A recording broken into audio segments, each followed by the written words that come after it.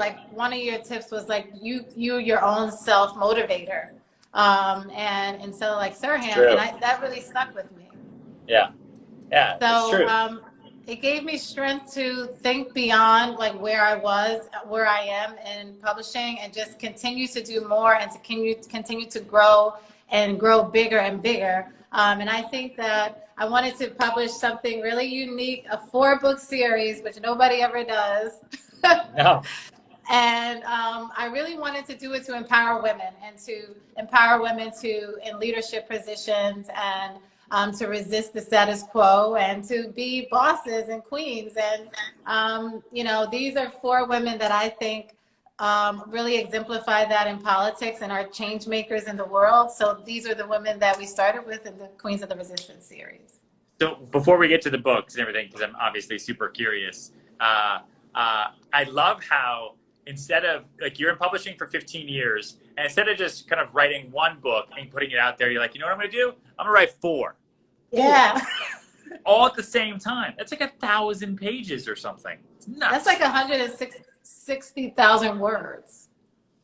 I don't even, like, so could you just explain to everybody what the book series is, what it's about, you know, who the amazing women are that you're profiling in the first 4, and how this all came to be? Well, the Queens of the Resistance series is a series for about 4 amazing women in Congress and their lives and how they have helped shape our politics and done really good work. I think politics is usually like a boring subject. It's usually a very sad subject for us that we talk about. And these books are actually like really fun to read. They're intergenerational, so you can read them with your, you know, aunts and your nieces or cousins or whatever. It's like everyone can read these books. They're beautifully illustrated, and they're very fun to read. Again, they have a lot of voice and spunk to them. So it was my way of doing something really bold and different. One, in discussing politics, which I'm very passionate about, in a new way that's fun and like anybody can like get into it and learn about politics, learn more about Congress and the power of Congress and the power of their vote. And also just to do something bold and like make a statement by publishing 4 books at the same time. I wasn't sure we were going to be able to find a publisher to get on that vision, but we did.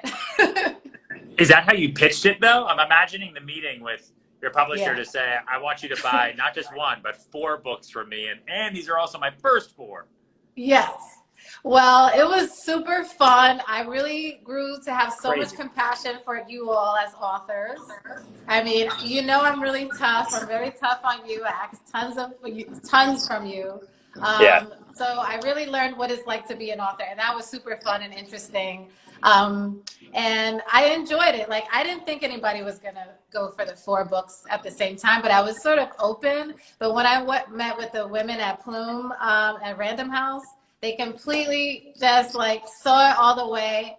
And they just wanted to do it exactly the way I said. We met with other publishers who wanted to do it, but they wanted to do one at a time. They wanted to do like combine some of them. And those are all great, but I just love the fact that I walked into my first meeting was with Plume, and they were the ones that we ended up going with because they saw it right away. Yeah. And that's how it goes. And did you write all 4 at the same time, or which one did you write first, and when did you start writing it? We wrote all of them simultaneously. What? So that's like writing 4 bites at the same time. Yeah. While I was working on all my other important books that I'm the editor on, like your book and everybody else, and I was just getting bestsellers at the same time. I just had to organize my time in my life. You know, again, back to you, you know a lot about this. You do a lot of different things. So I'm like, if Ryan can have a full-time job as a real estate person, be on television, do all these blogs and amazing things, then I can be a great editor for my authors and I can write 4 books. I think what you do is much harder than what I do. That's just, it's crazy. So when did you start writing them? We shopped the books over the summer. And then I was, after Labor Day, I had no life. Like I had no life. Blue, my son, had no life. I mean, he had a life. Like I organized all these play dates for him. I outsourced every part of my life that I could, my laundry, my shopping, everything that I had to do, I outsourced it. I sent Blue on a bunch of play dates, and I really just had no life for like 6 months. But I mean, once I held these babies in my hand, I realized like, oh my God, they are just so beautiful.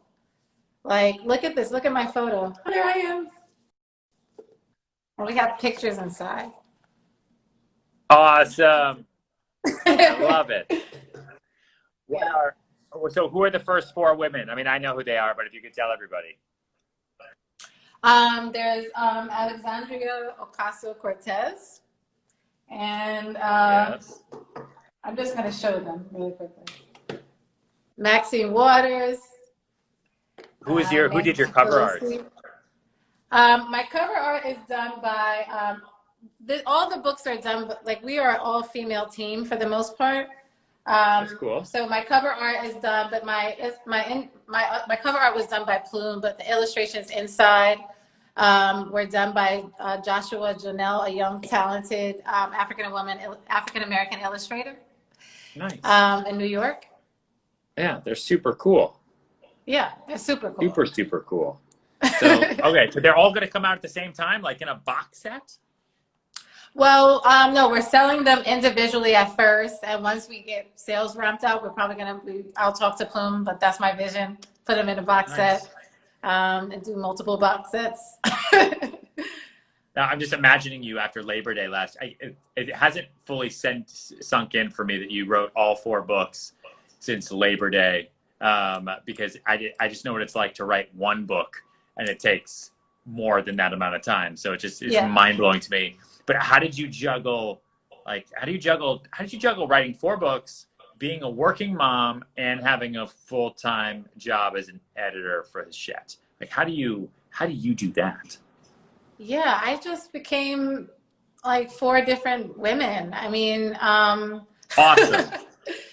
I saw you for Halloween at your Halloween party, right? And yes, I stayed all night, and I had a great time. You didn't know I was like busy writing 4 books, and that was probably the only party I've been to in 6 months. Well, thank you for coming. Well, that's why I stayed all night. Yeah, because you were losing your mind. Yeah. I really needed some, relaxation time, but it was super fun actually writing the books. Like, I loved writing them, and I love the books that I work on. So everything that I do, I have to feel really good about it, and I feel really great about the people that I work with. All of my authors are really supportive of me and like really great people. I've really been like fortunate to work with really nice, talented authors and motivators also personally to me. And I just worked, and I had a plan. So I would write from like 9 to 5 on the weekends. And then sometimes I would have to turn around edits to my editor at night. So that was what I saved the night work for, because I'm not really good at night. I'm really good during the day. So I try to do a lot on the weekends and make sure that no matter what, I did at least 9 to 5 on Saturday and Sunday. Yeah. And, I had someone help me with research. So we had a lot of research. I had a research assistant. I had my co-author, Brenda, who worked with John Lewis for a long time as his communications director. Cool. So, yeah. Nice. Insane. What was your favorite book to write of the 4? Do you have a favorite? Or is that like a favorite kid? Yeah, it's kind of like a favorite kid, but AOC is from the Bronx. So I just had a great time writing her book because I'm from the Bronx. I don't know if you knew that. Yeah. But I'm a native New Yorker. But all the women were really fun. I really liked working on Elizabeth Warren's book because she's just such a firecracker. Yeah. And I think she's just like, she's really humble and she has like big money energy. But when she has to fight back, she's just not afraid to fight back. And I think that's what we love about her. And did you interview any of the women? Do they know these books are being written? They know these books are being written, but I'm still waiting for them to call me. I wanted to write.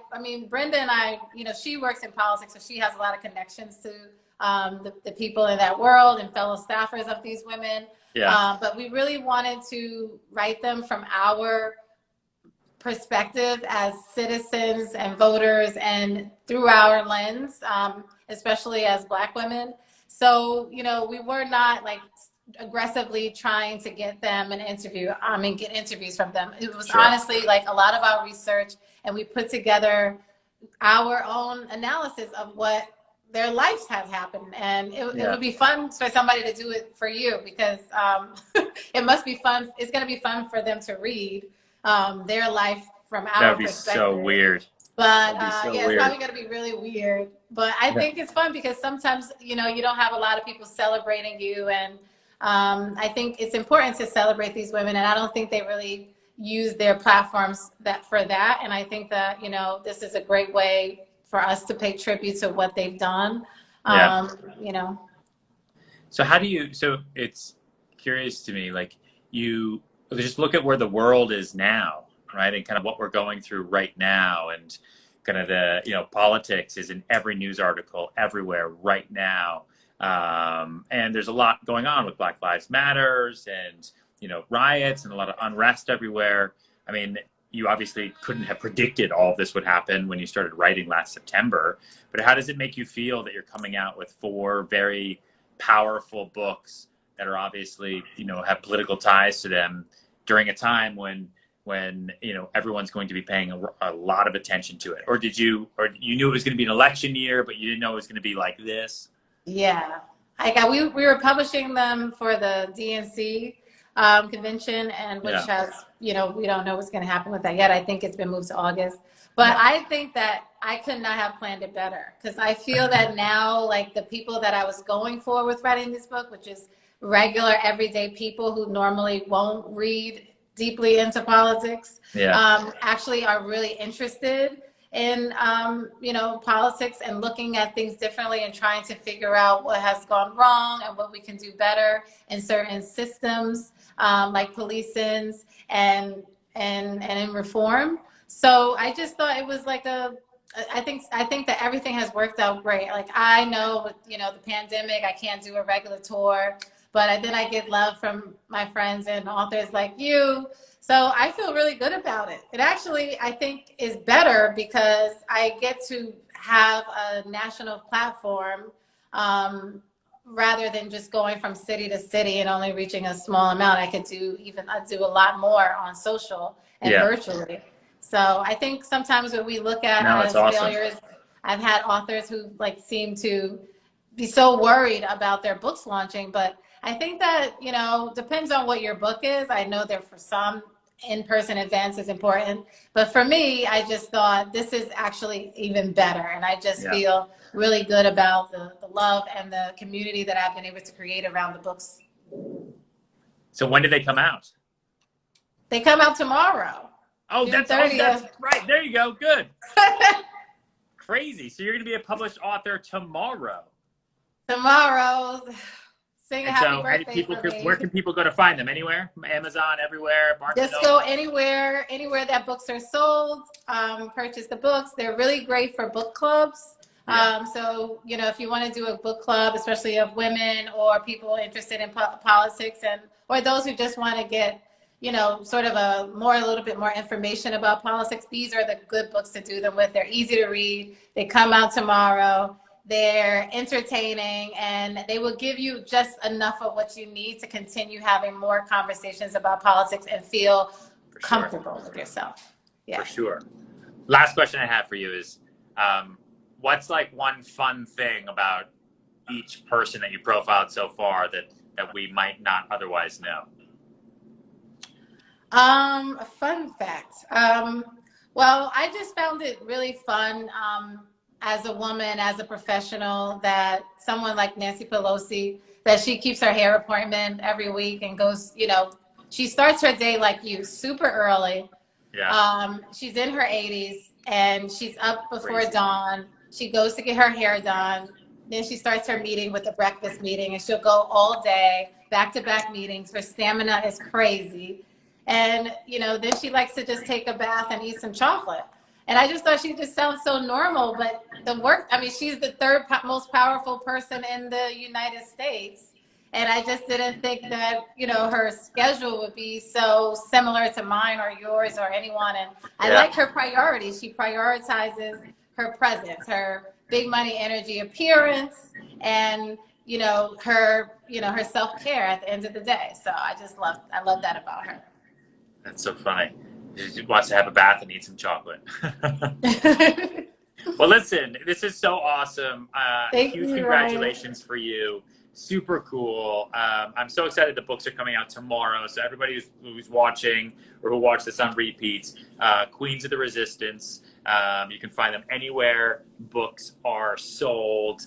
And it's going to be awesome. You can change the world. And it'll be great. And listen, as now having a daughter, like, you know, it's important for me too to see people writing books about women and women in power, because I want her to know that anything is possible, you know. Yes, exactly. That's important, and that's the mission of these books. Yeah, which is beautiful.